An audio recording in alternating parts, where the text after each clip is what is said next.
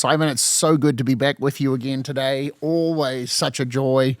I am so excited to just connect with you and talk about what's going on in life and share some stories about where life has taken us and what we've learned.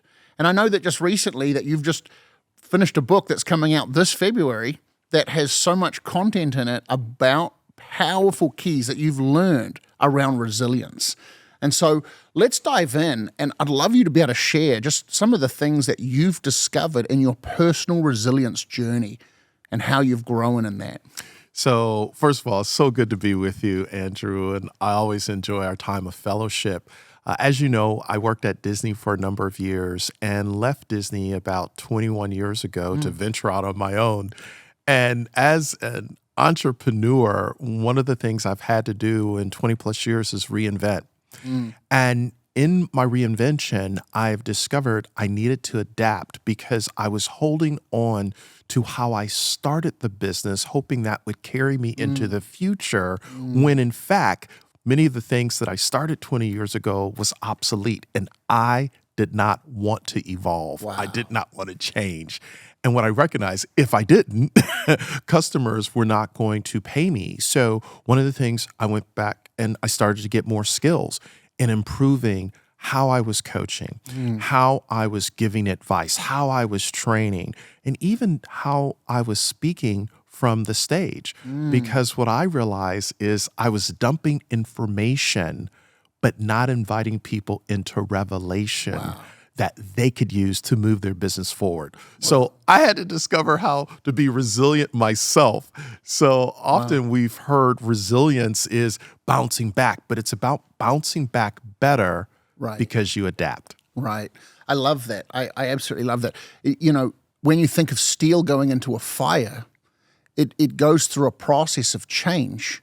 It has to, in order to become stronger, purge the impurities and the things which in our life reflect like the things that no longer work. Yes. And it comes out, it's purged into that cold water, and it finds itself now stronger, more resilient. And I love that because we've known each other a while now. Yes. And I've watched you grow and, you know, for lack of a better word, evolve as we understand and learn market shifts and culture shifts and things like that. Being able to be relevant without becoming a relic is a powerful attribute.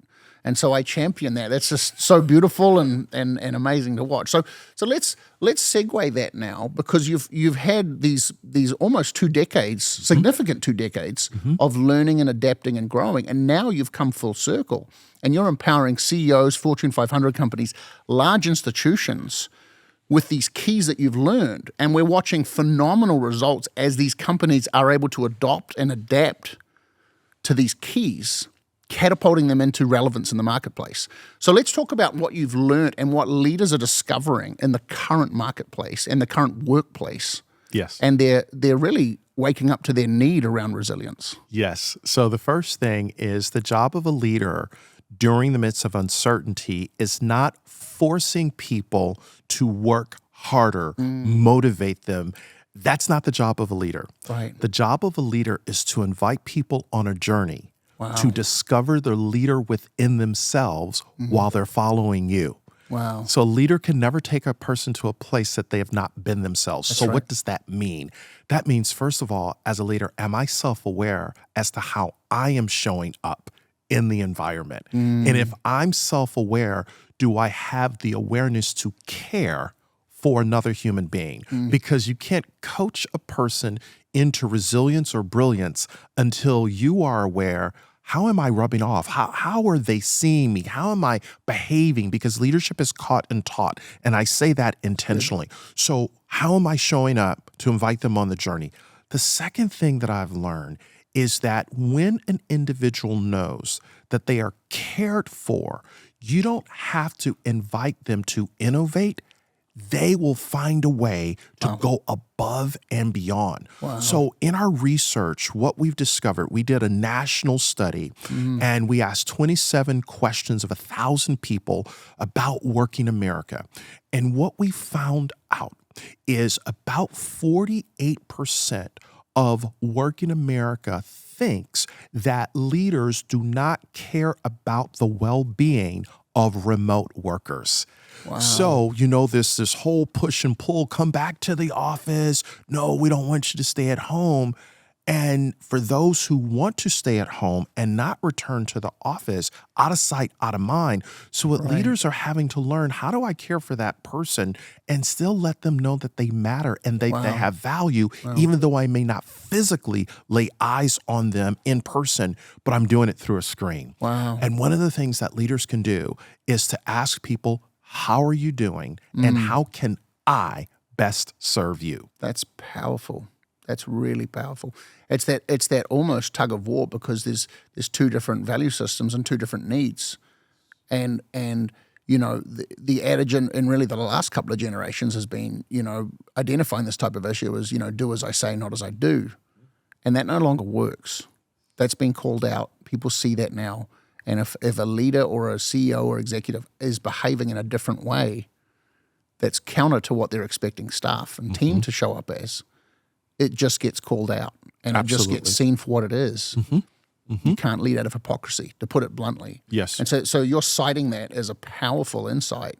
Absolutely. Because it's easy. Like even just something as simple as driving a car.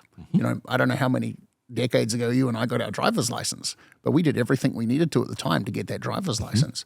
And over time you develop little habits, rolling around the stop sign, little things like that you don't consciously think that you're doing wrong, but they're just bad habits. And so it's really a capturing of those little things that have slipped over the decades. Yes. And bringing something in where you're recultivating, almost reinitiating a whole new way to embrace the workplace. That's powerful. I love that. So talk about that. What does that look like to cultivate this? Because you're retraining a habit that's completely either slipped or just never existed in past generations. And it always worked, but now it's not. Because we had this big moment in 2020 that the whole world really changed. And I think it probably gave opportunity for some of these things that would have maybe never been recognized to now be seen. Yes. Cultivating a workforce of resilience and brilliance starts with putting the human being at the center of the conversation. What is that onboarding experience for an employee?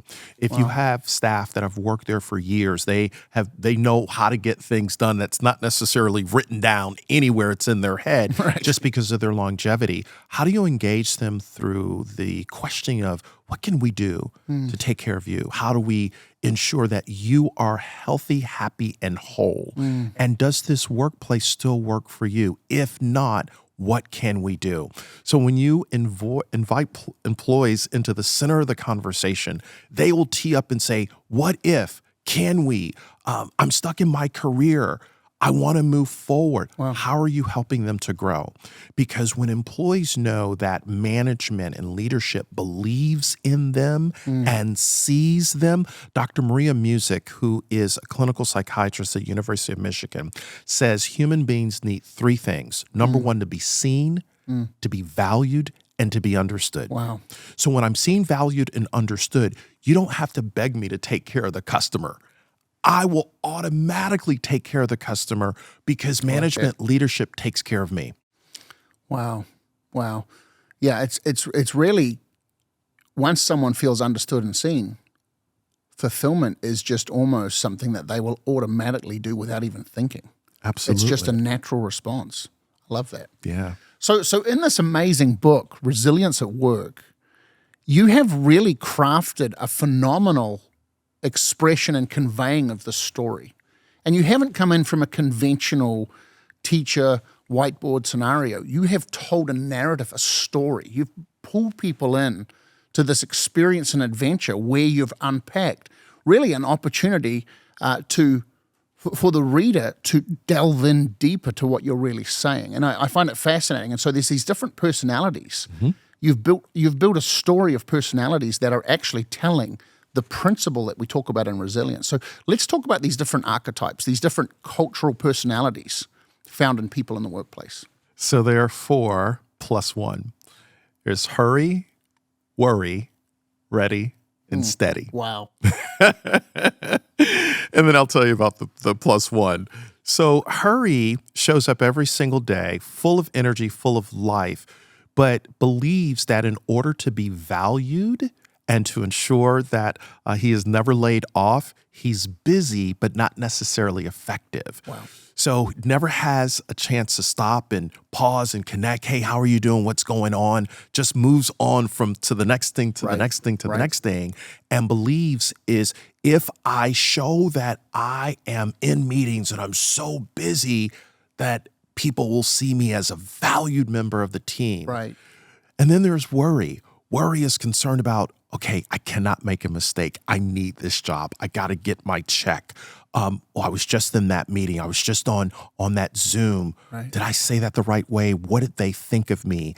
And if something happens, worry almost creates a story in their head as to what happened, and that becomes bigger than what happened.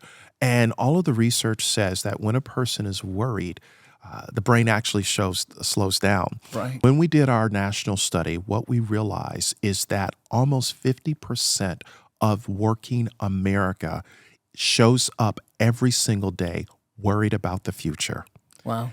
If people are worried about the future, you don't get innovation, you don't have high customer satisfaction, you don't have high employee engagement, because a person at some point is worried, oh my goodness, what does my boss, colleague, coworker think of me? Right. And they're not going to be innovative. Right. And then there's Ready.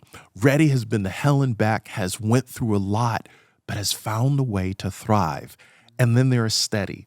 Steady's superpower is calmness. Steady can walk into any situation, hear a lot of different opinions, and say, here's the way to true north. So in other words, Ready and Steady begin to coach Hurry and Worry on how they can thrive into the future So good. and practice true AI, actual intelligence. That's and good. realize everything they need is inside of them. So here's one more important point that really ties these four personality archetypes together. Right. So some of the brilliant researchers, Jane Dutton and Emily Heafy, have discovered that what builds resilience in positive organizations is a high quality connection. When you have a high quality connection, it determines if you flourish or if you flounder. When you flourish, every interaction becomes that give and take. So when Hurry and Worry meet Ready and Steady, they begin to invite them into a conversation for them to self-discover, what is it going to take for me to experience resilience at work? Wow. It's almost like immaturity, disadvantage, or trauma meets healed, matured, and seasoned. Yes. It's that mentee-mentor. Yes. It's this amazing need that we have inherent to actually be culturally or intelligently walked out of dysfunction. Yes. Because all of us are born with some level of defect, and maturity, greatness, finds a new way to face sometimes the same exact situations, and lemons lemonade. You know, Yes. it's amazing. So I love how you've coined this. And there was someone else that was looking into this whole story. Yes. You want to talk about that for a minute? So the +1 personality archetype is curious. And curious is observing Hurry, Worry, Ready, and Steady in this circle of resilience and say, hey, can I get into the circle? And they said yes. And curious becomes this person who becomes fearless because of the conversation and this high quality connection where they're invited in. And here's the thing, to your point, Ready and Steady are not trying to make Hurry and Worry and Curious be like them. Right. Everybody knows their own data. Right. They're inviting them to look at their data through a series of questions. So good. And they decide what is that step for them So to good. thrive. Isn't that amazing? Because progress breeds intrigue. Yes. It attracts. When someone is developing, when someone is growing, or an organization specifically shifts into a new model that allows people to thrive, that allows productivity to go through the roof, for people to be fulfilled, it attracts. And from a corporate point of view, that's going to attract the right team. Absolutely. To not just come in and be a part of a bigger dream, but to come in and find who they are in the midst of that dream. Yes. And that is a powerful insight to fulfillment. And so, I'm so excited because I know this book's going to change not just individuals, but corporations and even culture.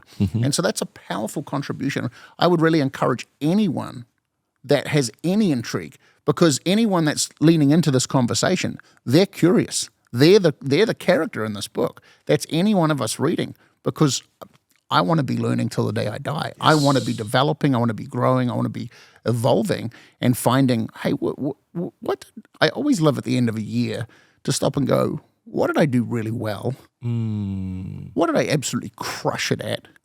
And where did I come up a little short? Where was I deficit in certain facets of either my personality, my personal interior mindset, my execution of different business deals or staff or team? Where can we grow? You know, and where can I grow? And it's just such that invites curiosity, so that all of us can revisit that and look, okay, what area in my life have I not yet mastered? So let's dive down here, because we've just been discussing these 4 characters with curiosity. We've been talking about resilience in the workplace. So let's take the tip of this conversation and look into the workplace, because within the workplace you have men and women, different perceptions of this whole experience around resilience. And so you've done this amazing institutional study on resilience in the workplace. Let's talk about what women are experiencing, finding, and perceiving inside the workplace around resilience.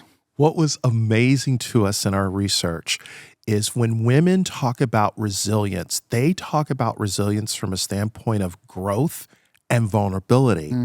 When men talk about resilience, it is about problem solving. It is about taking the mountain. It's about grit. It's about go, go, go. So what happens is, in an organization, when you're talking about how do we become more resilient, we have to lean into how is this person's perspective weighing into where we need to go, and how do we honor where they are and build a bridge from where they are to where we want to go. So good. So that means, number one, men have to understand there's a difference between selective hearing and authentic listening when they're working with the opposite sex. Wow. Because they have to say, okay, how do I become vulnerable without losing who I am? And then how does she also understand grit, perseverance, problem solving without losing who she is? And when we honor both, we meet in the middle and we build a bridge that allows us to get to a solution that allows the organization to thrive and fulfill their strategic plan. That's powerful, because there's been such a set, rigid model template that really has just catered to a single idea or concept, and everyone's had to shape up or get out. And so what you're really doing is you're highlighting the need of, like, and it seems elementary, but it's not. It's actually very deep, and it's very, very significant that there's different needs. It's not just perceptions, it's needs. It's needs to be understood. It's need to even understand myself. Because sometimes in trying to work with team, we lose ourselves, and that's where we lose resilience. We have to know ourselves to be able to step into an authentic relationship in the workplace and have that resilience and understand others. I can't work with others, otherwise all I'm going to do is be that people pleaser. Which is a counterintuitive. It's a it's a negative. We have to drop a pin right there in what you said.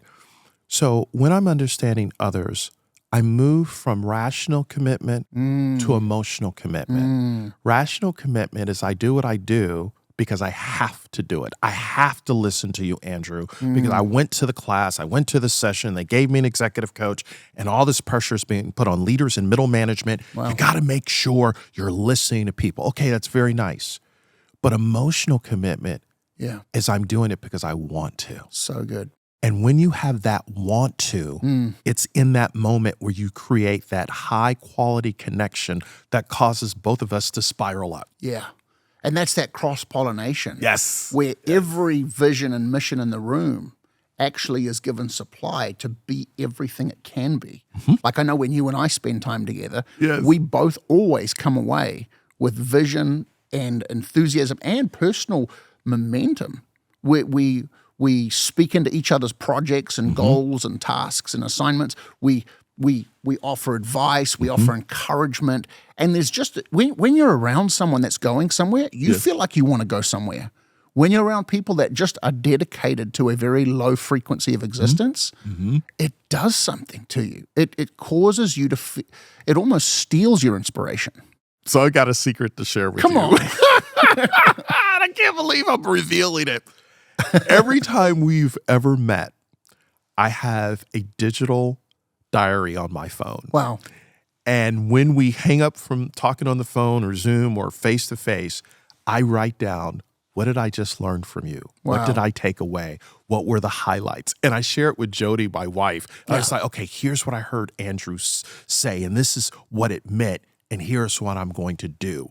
Because you are such a deep well, and the well that you drink from and draw from, it's the well that you eventually become. That's right. So You become what you behold. That's it. That's totally it. Yeah. So when I share with Jody, I'm like, I walked away with so much belief Right. and possibility and hope because I didn't talk. I just listened and let you get into a flow. And I'm like, oh my goodness, I never heard that before. I didn't know that. Like you're reading something, you saw something, and I capture it. So I keep coming back to it. Wow. Because you exchanged with no agenda. Right. And not looking for anything in return. Right. You were just being who you were in the moment. Yeah. And when I show up to honor you and your humanness with no agenda, Right. my cup that may be empty is full. Right. And you're pouring out and you are saying things through the power of serendipity. You didn't know I needed to hear something because you are listening between the sentences. Right. And when you are listening between the sentences, your spirit is picking up on what I need in that moment. Right. That's causing me to flourish Right. and to receive this serendipitous impartation Right. that allows me to be a better human being. Right. And that's a mutual feeling because the person that doesn't have someone that can call them higher has almost no hope of ever climbing. And when you are around people, it may be that we're climbing different peaks, but we can call out to each other from those peaks. It may be that your trajectory is in a certain industry or type of career, and mine is in. But because there is a similitude of assignment and focus and momentum, the language is the same. That's why you can put, a whole bunch of very successful people in the room, maybe from completely different industries, and the connection will be there because they have dedicated to themselves to the future, not just to today. And that's a powerful thing. And so when you and I are there, you just feel the electricity. It doesn't matter where we talk.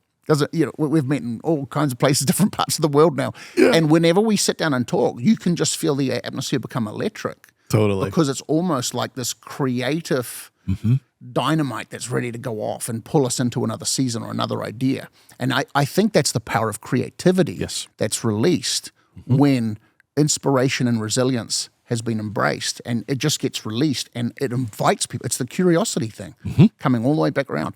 It invites people. You've shared things with me where you're going down certain roads and I'm just like, oh my goodness, that's an amazing way of seeing that or doing that. And it invites me to expand the horizon of my life, growing my life. And it's just this constant, like there's this proverb that says, as iron sharpens iron. Yes. So does a man sharpen the countenance of his friend. And when you're around someone that has set their eyes, their goal, their direction, their vision to go somewhere, it just gives off an atmosphere. It gives off, like you said, sometimes it's informational. Yeah. Sometimes it's not even something that was spoken. It's an atmosphere you step into, and it invites you into your own future. I have a question for you because you sparked a thought. So we first met in Indonesia. That's right. A few years back. That's right, yeah. And became fast friends. But when did it click for you of curiosity and presence and your own resilience, being a man from New Zealand, with such, power and presence? Like, when did it click for you? Well, I think I was really intrigued by, learning more about these characters that you talked about. And one of the characters has been through some stuff. And I think that if you really start to look at people that have achieved things in life, most of them have come from significant disadvantage or obstacles that maybe cause them to have challenges. And so earlier in life, I was always, just a regular kid, but we had some real challenges in life growing up. And my father made some bad decisions financially, bankrupted the family. I was ripped off in business at 24, went multi-millions, lost everything, went into a significant season of debt. And something happened in me where I made a decision, no, I am not going to live as a victim, and I am not see, the thing is that every day we step out the door, there's something bad that could happen. I was out night diving for lobster last week, and I got attacked by a seal, and it was like a shark was attacking me. And you have to choose in that moment, because it was one of the most crazy things I've ever seen. You have to choose in these moments, am I going to let this happen? Or am I going to take control? And sometimes even in the midst of things that are negatively happening towards us, we don't have the control that we would like. But the control that we do have is the control of determination and the control of deciding no matter what happens here, I will never give up. And that's the grit that you talked about with men. And so something happened with me. And I'll tell you that it, very deeply, I made some decisions in my heart, and I can tell you that God really helped me in my journey, because there's this verse that I really love. It says, without vision, people perish.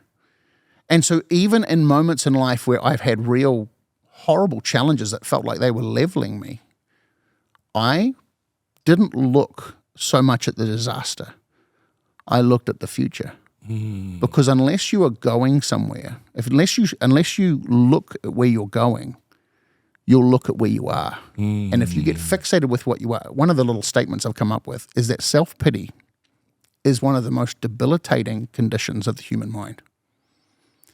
And when we allow self-pity, which we find in stories of victimhood, to become our identity, we've almost kissed our future goodbye. Wow. And so for me, it's like you get provoked. You either become submissive to that or you rise to it. And it's not because you're a stronger person. It's just that you made a decision. And the power of decision, I would say to any of your watchers, your listeners that are, reading your book, everyone needs to get this book because it's amazing. But really, we have to make a decision. Who am I going to become? Because there is no disaster, no disadvantage, no victim story, no condition in society that has the right to tell us that we're disqualified. And so I think for me, a lot of my story engaged through pain. And I just said, I don't care how long this is going to take. I'm going to rise up to this challenge. I know God's going to help me, but I'm not going to sit around waiting for the Amazon delivery of my saving, redemption. I'm going to step up, and I'm going to do everything I can to become who I need to be, to step into the vision and the potential and the purpose that I know I was made for. And so I think that's where it started for me. Does that kind of answer your question? That does. Wow. Yeah. Thank you. Yeah. Thank you. So let's talk about the world, because one of the things that I have really noticed is, again, reflecting back on the last few years, starting around that beginning of 2020 period. We all know what that refers to. The whole world knows what that refers to, right? But it shifted people's mentalities, their psyche. It shifted people's value systems. And it shifted people's perspective of how they fitted into society. And in a lot of cases, it actually invited a lot of fear to the conversation. And like I just referenced, self-pity is one of the greatest debilitators. Fear is right there as well. And fear has, in a lot of cases, crippled people's hope. And that's that whole thing, without vision, people perish. And lack of hope and fear can really challenge people's ability because fear is really believing something that hasn't yet happened. So it's not yet a reality, but it's being taken seriously as if it is. And it's It's that foreboding concern of, I'm not sure that my future's safe. I'm not sure that my job, my family, my finances, even just my general person is safe in the future. And I know that you've looked down into this, because to talk about work, we have to talk about life. And so do you want to just bring us into some kind of understanding there around this? Because there's some significant details that you've discovered. Not too long ago, David Brooks wrote an op-ed piece in the New York Times. Wow. And one of the last lines he put in this article is that the emotional health of the world is shattering. He based this on some research where they looked at all of the songs over a 50-year period. All of the songs. So 50 years ago, songs were very lighthearted. They were about love. But over the last few decades, when they look at the top pop songs, sadness, fear, at some level, hate. In another study, they went and looked at all of the news headlines over many decades. And what they discovered over the last few decades, when you look at the top headlines globally of newspapers, fear, hopelessness, sadness. So when we talk about the emotional health of the world is shattering, when we looked at our own research in our national study, what we discovered is that not only are people concerned about the future, but they're concerned about, do I matter? Do I have value? Will I be seen as a person that can add something to the conversation? Or am I just going through the motions? Another piece of research, loneliness is the new epidemic. Absolutely. So one of the questions we ask individuals is, hey, what are some of the qualities or things that you're dealing with when you experience workplace trauma or emotional trauma? Emotional trauma, which is triggered by an experience at work that causes you to move to stress, anxiety, sadness. And what we realize, 40% of working Americans say, I do not have a support system if I am triggered by workplace or emotional trauma. So they have no one to go to talk to about, here's what I'm struggling with. Wow. So what happens is people show up in social media, and social media becomes the de facto place that you go to say, oh my goodness, there's somebody just like me. And you know how the algorithms work. The moment you lean into someone just like you, it takes you down this rabbit hole that you don't want to go. And unfortunately, that is feeding you instead of lifting you up unless you snap out of it. Why is it that in some social media channels, we can't stop scrolling and we keep swiping and swiping and swiping? But then when it's time to go to sleep, we don't go to sleep because there's been a transference of energy and a picture into our mind that causes us to compare where we are to where they are. And why is it that their Insta life is better than where I am? Oh my goodness, what happened to me? And it starts bringing up all of these things within an individual that have been triggered that doesn't allow them to show up in life. So one of the things we have to ask ourselves, am I making a life or just making a living? Am I going after success or am I finding significance? Because success is external, significance is internal. And when you find your significance, you begin to understand if I'm looking at the amazing life that you and Bex have, I don't have to be jealous of your life. I can celebrate. Look at Andrew and Bex. Oh my goodness. But I'm comfortable in my own skin to move from what I would call, Andrew, comparison inferiority complex. I don't have to have a comparison inferiority complex that causes my emotional health to deplete because I'm jealous of how successful you are Right. because I haven't found my own significance. Right. So what we realize in helping people become thrivers is to come to the place where they ask themselves the questions that we teach. So good. And that first question is, what do you want for you? Oh, that's good. Not, what do I want for you? What do you want for you? What do I not want from someone else? Yeah, What's going on here? totally. Yeah. Because see, to your point that you mentioned a moment ago, I don't know what you've been through. So if you give me this cookie cutter way of what I should do, there are so many variables that I cannot control. Oh, yeah. It's not going to work out for me if I Oh, yeah. follow all of those steps. Right. I have to embrace the journey that's in front of me. Yeah, that's so good. And I think that's probably an epidemic of our time, or the pandemic. But if you really stop and look at it, we have become a people that are lost in a dystopian world of fantasy. I'm judging the very best day of someone's perceived presentation of their life, the life that they want me to believe that they have, that they don't even really have, with my worst day personally. And there's just such a large span there that depression comes in, and you have all of these issues. You have all of this fear of the future, the economy, politics, all of the social problems that are happening in the world. It's crazy. Yeah. It's crazy. It is. When's the next disease going to break out and people are going to be asked to stay at home again for the next, like, the tension that has affected people then shows up.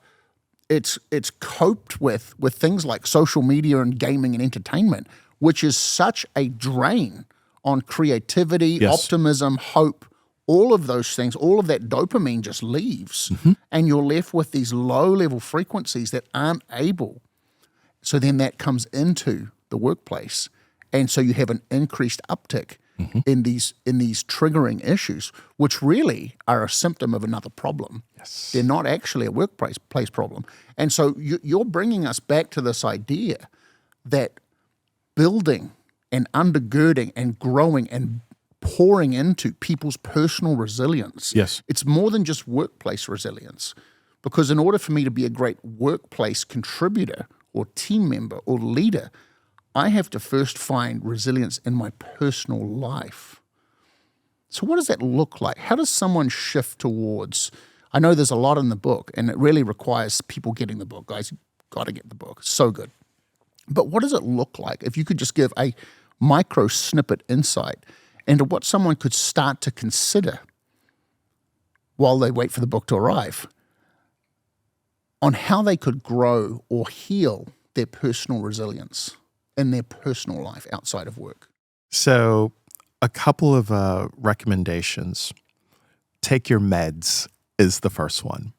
MEDS is an acronym Yeah. that means meditate, exercise, diet, sleep. Good. Just slow down to the speed of the moment. Go outside, Yes. walk, get into nature, experience the sun, Right. play, exercise, move your body, your energy. Look at what you are intaking into your system, because the importance of eating properly gives you the energy to function properly. But let's just drop a pin in sleep. One of my struggles is I know I should get 7 to 8 hours of sleep, but I probably get 3 or 4 Right. because my mind doesn't shut off. And the moment I get something, I'm just like, are you like that? And so Jody's It's like having a coffee at midnight. You just, what am I doing? I got nothing to do. Let's just have a quad shot of coffee and think about stuff for the next few hours. I got up one morning about 1:30 in the morning. Jody's like, where are you going? You're not in school anymore. Like, where are you going? I was like, I just got to go and sit in my office. And what I'll do, I'll just go and sit. Lights are off. But I'm thinking, and Right. Yeah. God forbid if I pick up the phone and the light from the phone and I'm just up for the rest of the time. Irradiated by blue light. So meditate, exercise, diet, and sleep. Right. The second big idea is something I learned from one of my mentors, Dr. Gene Watson, who is a scholar in caring science, and she taught this whole process called centering. And centering is just taking a deep breath. Inhale for 3 seconds. Exhale for 7 seconds. Let it out. Do that 3 times. Right. What you're doing is it's the realignment of head, heart, hands. Start there. Now, these are very simple things, but it's in the consistency of the practice where you're slowing yourself down to what my mentor, Dr. Mark Sharona, calls the speed of the moment, and just understanding that moment and then proceeding forward. Third recommendation. So many times, and even as I say this, I want people to hear us. In the spirit, we're saying resilience is not just about doing. It's about being. You are a human being, not just a human doing. So good. And when you understand the power of beingness, then you are comfortable in your own skin to say, how do I be present to you in this moment? And being present doesn't mean I necessarily need to talk. Right. Perhaps I need to listen. Right. Because the same letters that spell the word listen spell the word silent. So when I'm listening in the beingness of the moment, your presence becomes healing presence for me. Right. Because I'm just being. For those that you love, those who are friends, family, what would it like to just be with them? A lot of my failure over the years, I'm flawed beyond unbelief, I'm perfectly imperfect, is that I always have thought, I've got to be the life of the party. I've got to be talking. And I never really slowed down to listen to you, to understand your world. One of my failures and challenges, my children will tell you this, is I am a helicopter dad. I am constantly hovering. What's your plan? Where are you going? What are you doing? Don't fail like me. Blah, blah, blah, blah, blah. What if I just be with them in the moment and understand they got to live their life? And as a dad, how do I just be instead of do? Right. That's powerful. Empowering other people. Yeah. And then you really find your true self. Yeah. And think about it, Andrew. If I understand how to be better at home, I become better for the business. Because at home is where I'm working through my flaws, my areas of opportunity. You know, you've often heard you can't see the picture when you're in the frame. So Jody may say, you just came off the stage. I need you to take the trash out. Wow, that is a very humbling moment. That's a very humbling moment, right? I'm like, oh, okay, you just brought me back down to earth, right? So now I walk back into a place of business with a little bit more humility.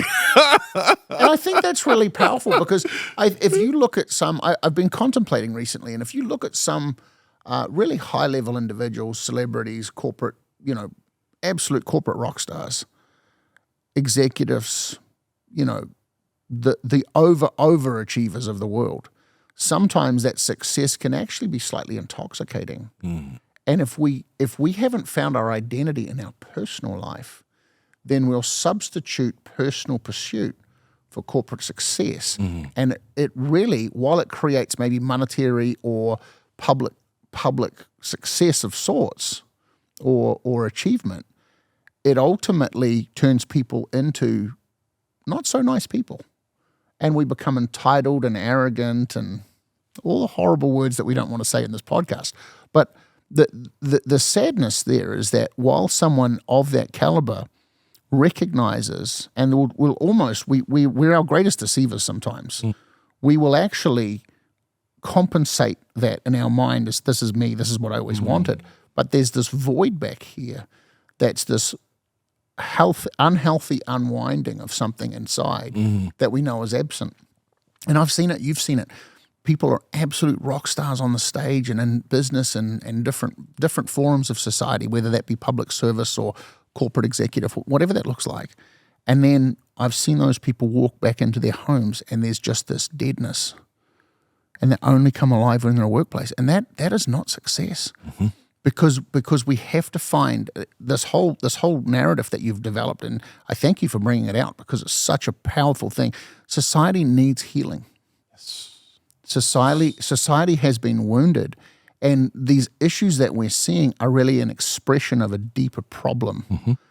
And that problem is not something that we can fix by earning more money or doing better at work.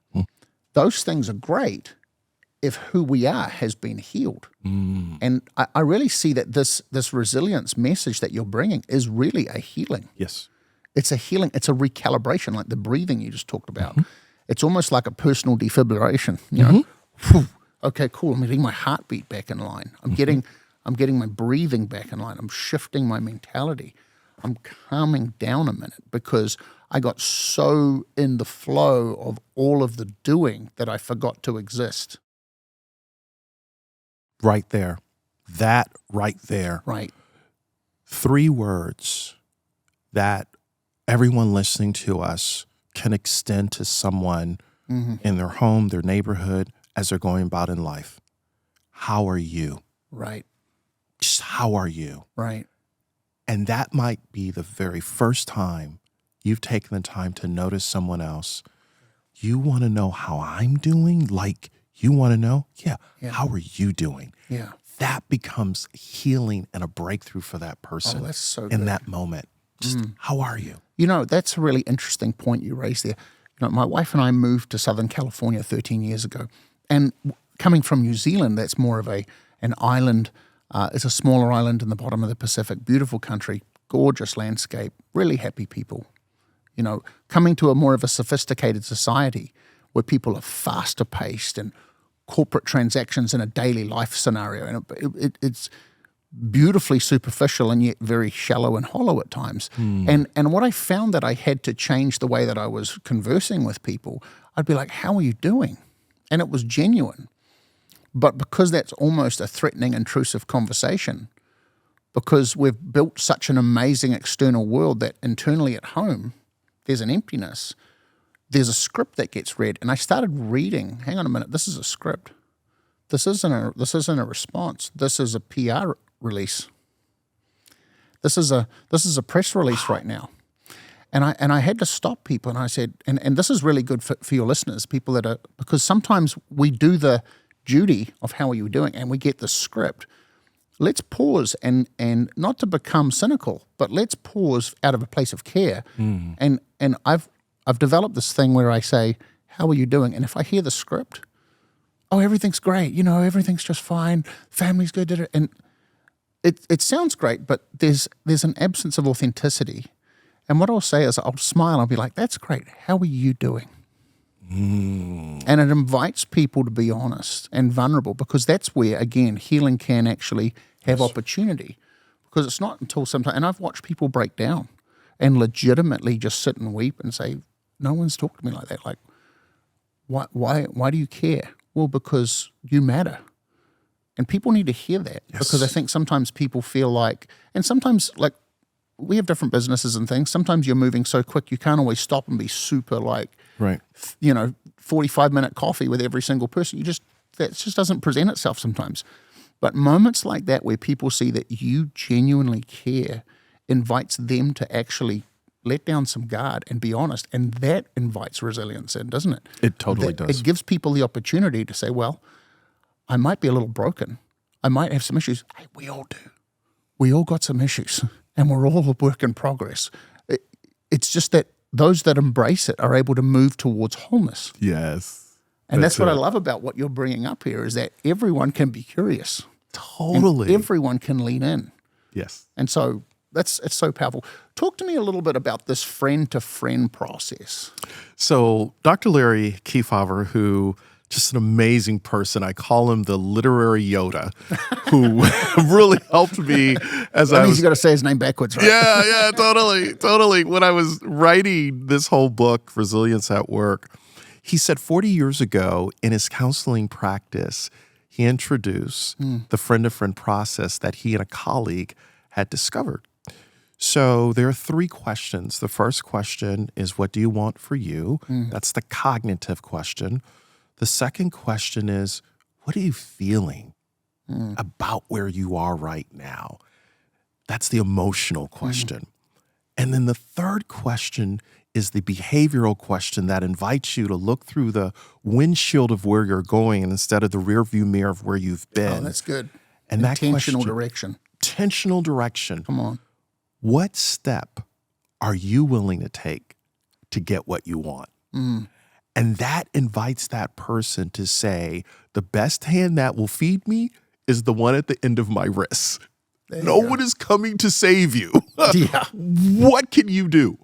And when he took me through the process, I said, oh my goodness. So that's the questions that Ready and Steady ask, hurry, and worry. Inviting them into the friend-to-friend process, a circle of resilience, Right. to say, this is a safe space Wow. for you to show up and to answer these questions, and you self-select, what are you going to do? No one is telling you what you should do. Wow, that's so good. That's so good. It's that whole concept of give a man a fish or prop someone up in their issues, and he'll be back tomorrow for more propping up. She'll come back for more help. It's not that we don't care. It's that we want to teach people how to become a source of their own resource around this topic, because otherwise we create unhealthy codependency rather than healthy, whole individuals that can change society, that can build organizations, that can really grow their families and their world, and in the midst of all that, find purpose and identity and thrive. And they lead the future. Come on. They lead the future because according to Gallup's research, only 23% of people globally in the workforce are thriving. Only 23%. Wow. So that means you're working in a place of business where people are working hard enough to keep a job and doing just enough to keep from getting fired. Wow. And your top performers, that 10 or 20%, are carrying the load for the 80%. Wow. So a lot of research out there is encouraging organizations, focus on your top performers, forget everybody else. And I'm like, no, you need everybody. Can everyone thrive? That's a road to burnout. Yes. If you're going to run a whole Yes. organization on 20 people, that's a road to burnout. Yes. So what happens is you have one or two people doing the job of a multitude of people. You didn't backfill a position once a person left or didn't come back. Right. And now that person's like, I can't go on. So what happens is I'm a high performer, I'm inspired, but I'm tired. And how do people go on? So what I'm saying is step back, and how do we create a holistic understanding of, we see the whole person, not just the half a person. That's really good. And the whole person is, you can no longer bring us your head, but check your heart at the door. That dog won't hunt anymore. Wow. It's about, we need your head and your heart before we get your hands. Wow. And we have to honor what's in your heart. My mom died. I'm dealing with a diagnosis. I got a kid who's strung out on drugs. That's real heart stuff that's happening outside a place of business. And then I'm telling you, come and bring us your head and use your mind to think about, how do we make margin? How do we get to break even? Right. And that person is dealing with all these things. No, bring the whole person. Oh, that's so good. And we see you. How do I, as a leader, care about you, empathize with you, and say, how can I best serve you? What do you need?